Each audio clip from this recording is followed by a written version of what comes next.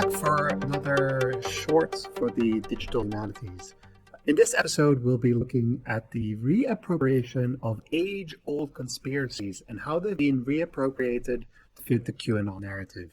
So the claims we're going to be looking into is that the cabal, which is the elite Jews and politicians that are ruling the world secretly behind the screens, that these people run a child trafficking network because they harvest blood of babies and children in order to give them a boost. It's kind of like a drug that keeps them young. It's a rejuvenation drug.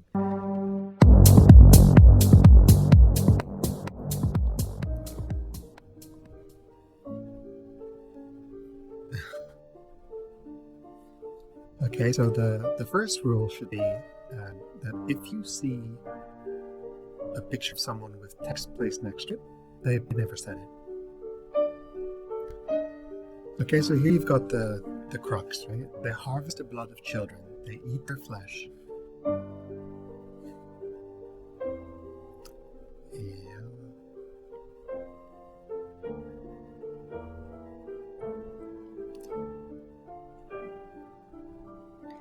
This is madness.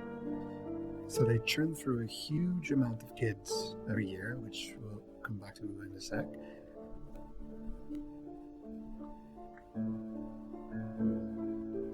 Babies are their highest currency. Their premium brand of high-grade caviar cocaine. Okay, so this isn't anything new. If you do some research, so it's all out there in public domain, if only you're curious enough to find out, you'll see that it has a metaphysical alchemical phenomenon. So not a chemical phenomenon, it's an alchemical phenomenon. Could this be true? Eating babies? Drinking their blood? Will this have a happy ending? So just for context, what did you just watch? What did you just watch? It's a 10 parts documentary series that was produced by a Dutch lady who produced a supercut of all the craziest theories that thread the QAnon conspiracy. Her video would have amassed at least 500,000 views on YouTube before it was taken down, and it can now still be found on alternative video sites like I'm not telling you.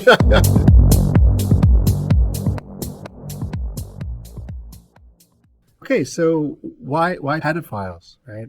Scores pretty low on the moral compass. Scores pretty low on the moral compass. So I would say that because this is all made up, right? So there's no grain of evidence here, and it's not that they're leaning into a particular story because there's more evidence for it than another perspective, right? That's all completely fabricated. So why did QAnon go for the pedophile angle? Honestly, I think it's because if you were to ask people what's the worst thing that you can be, the first thing that they probably come up with is a Nazi. But of course, Nazis are already been taken by the left, right? So the left are accusing the right of being Nazis. So what else is bad? Well, we've got pedophiles and cannibals, right? So what if we were to combine both pedophiles and cannibals? Then we've got like the at least two positions of the bottom three worst things that people could be. So who are the others? Well, I think othering is a very classical technique of creating a sense of identity based on the exclusion of the other, right? So here I think we see a lot of dehumanizing attributes that are given to the enemy in order to distance them and us.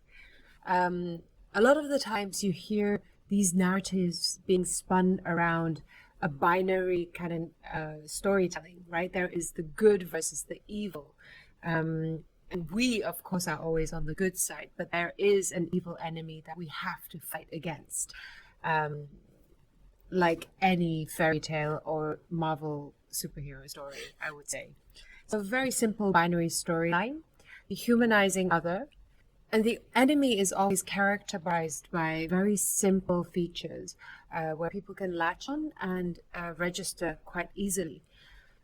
And finally, there's the point about perceived marginalization of the South. So I think a lot of times many of these narratives mobilize a deep form of emotion within the viewers so that anger and passion or pain is a much stronger political mobilization than an intellectual one.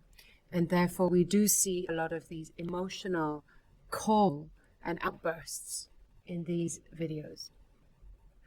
Yeah, that's exactly right. Especially the feeling of being marginalized and somehow being controlled and the agency being taken away from you. There's a particularly sinister parallel that can be drawn between the arguments and the mythology of the QAnon conspiracy and the way that Jews were treated in Europe in the beginning of the previous century and all the way, of course, up until the Second World War.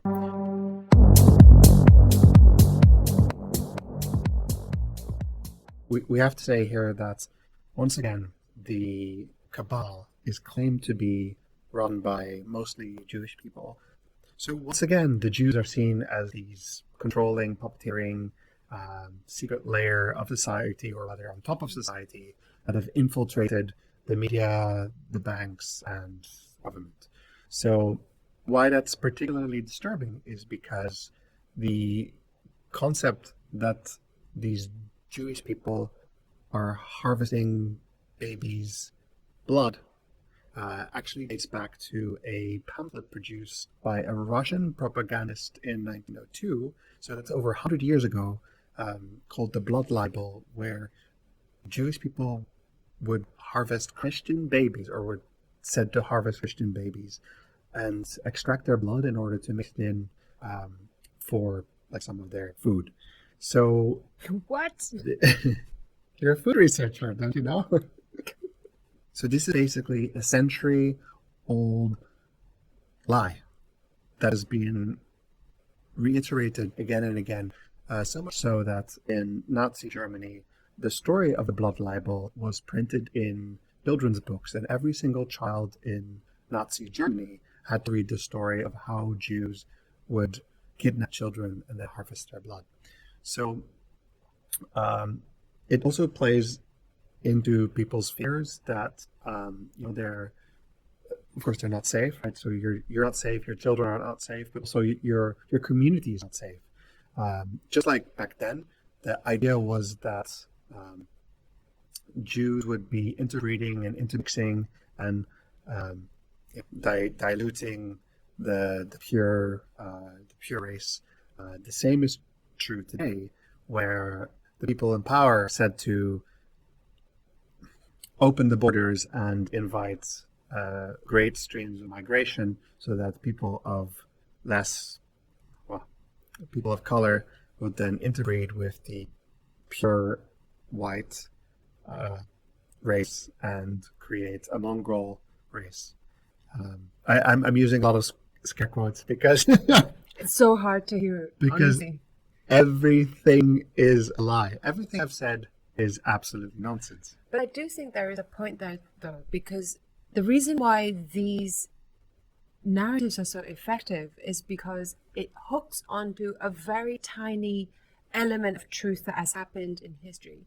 And so you always see that happening, that these little trickles of information taken out of context and blown up in completely disproportionate tales get circulated because people feel that it recalls something that they know, and they feel this is like information and knowledge that they need to believe in. Right. And it's very hard to kill the story, right? Because if something has been circulating for over a century, like how do you kill that story? Right? Because there's always someone who will remember, indeed, there was mention of this. Might there be a reason to believe it? Because if they were talking about it like 100 years ago, that lends it some credibility even today. I read about it in history books. So it wasn't history.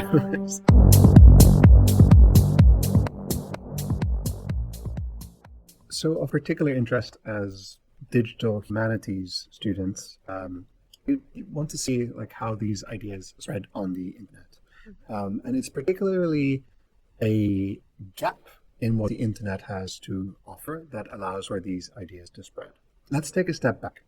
So blood harvesting and blood libel, if you were to Google these terms, you might find a lot relate to it, a lot of satanic results.